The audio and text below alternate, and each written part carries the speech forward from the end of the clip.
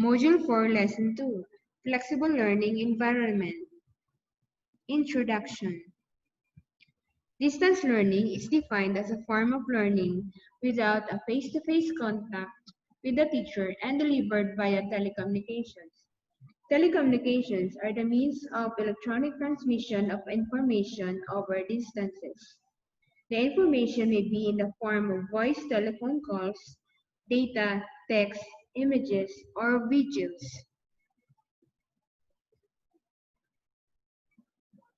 In the past, these involved correspondence courses wherein the student corresponded with the teacher via mails. This turned out to be beneficial since universities added students without having to construct classrooms, while they enjoy being able to work anytime and anywhere at their convenience.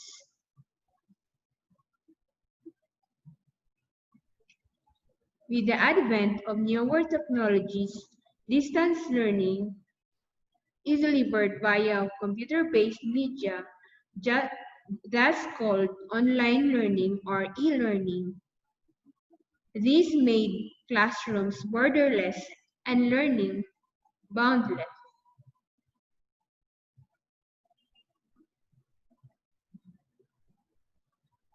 Distance learning was enhanced by the emergence of Web 2.0 tools, which made collaborative learning easier and fun. There are two intended learning outcomes of this course module.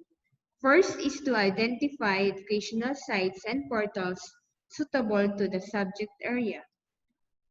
And second is to select an appropriate resource portal or educational site in relation to the identified subject area.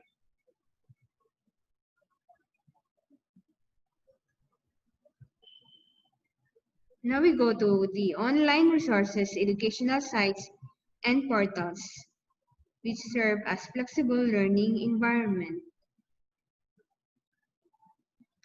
A lot of information are found in the net.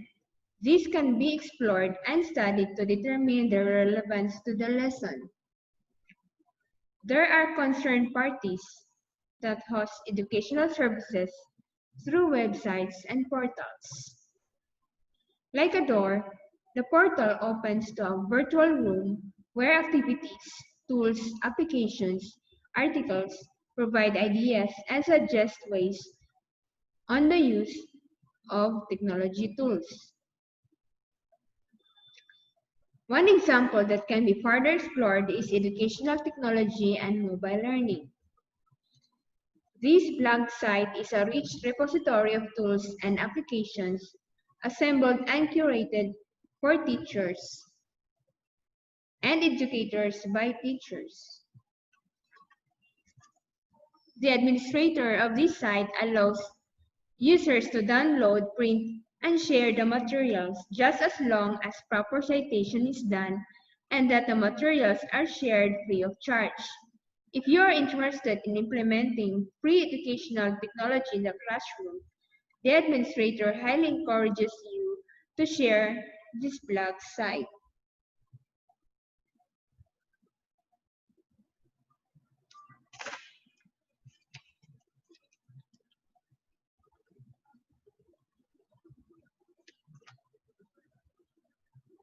Educational technology and mobile learning is a resource of educational web tools and mobile apps for teachers and educators. They evidently understand the pedagogical needs, hence the arrangement of categories with corresponding suggested sites or tools and even applications for Android or iPads. Tools, applications, EdTech charts, books, links, and many more are found in categories arranged by subject area or competency.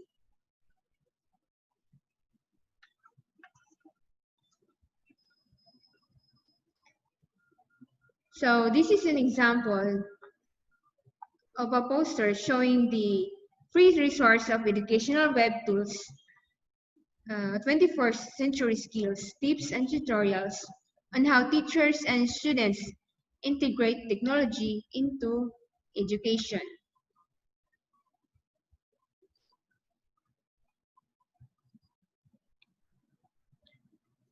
With the fast-paced development of technology, educational sites, portals, or applications, change is inevitable. So a question is raised. What is the right mindset of a teacher in using the digital tool? Working on a particular tool at the moment will for sure change as designers continually work to upgrade the features and design the tool to integrate new aspects. This is somehow expected. That is why knowing a digital tool and its features may not be enough because there is a tendency of it evolving through time. As you prepare to become a teacher, by learning how to utilize these digital tools, you need to have the right mindset or a way of thinking how these tools can be effectively integrated in the lesson. A lot of teachers may find it daunting to use a technology tool in a lesson. The anxiety to explore the possibility can be overwhelming, but for one who has the openness to learn and continuously study the features of the tool, can possibly lead to a more productive way of designing a technology-enhanced lesson.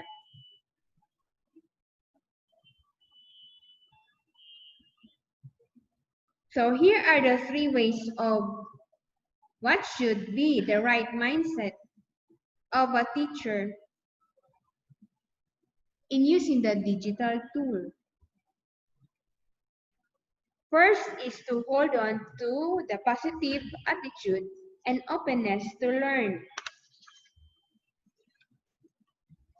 A positive attitude is a mental outlook of optimism and of expecting good things to happen.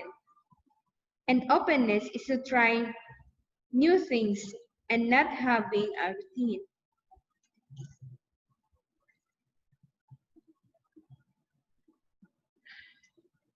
Second is to nurture the curiosity and sustain the passion to improve practice. Curiosity is a desire to know and interest in other concerns. And having the passion of being having a strong feelings or desire of something.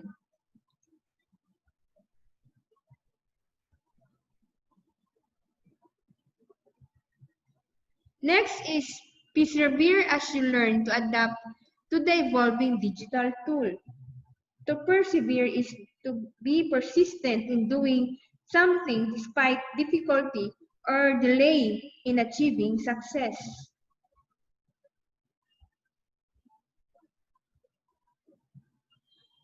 So once you get the habit of exploring the tools, perhaps taking one step at a time and expanding your ideas on how to creatively use the appropriate tool in a class, you will eventually see your transformation as a teacher who is relevant and effective in teaching content, while at the same time develop learners' capacity to be creative and think critically, and become collaborative and effective communications in the 21st century.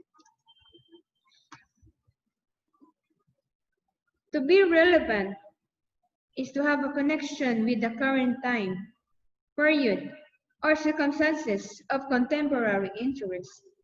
And to be effective is being successful in producing a desired or intended result. Being creative is to having relating to the involving the imagination or original ideas. And to think critically is to have an objective analysis and evaluation of an issue in order to form a good judgment. Being collaborative is to be working together with other parties involved And as to be an effective communicator, one has to convey or exchange information, news, or ideas,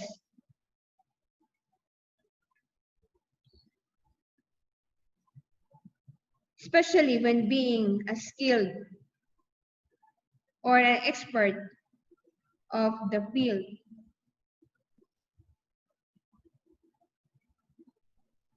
That ends our topic for the course modules. Thank you for listening.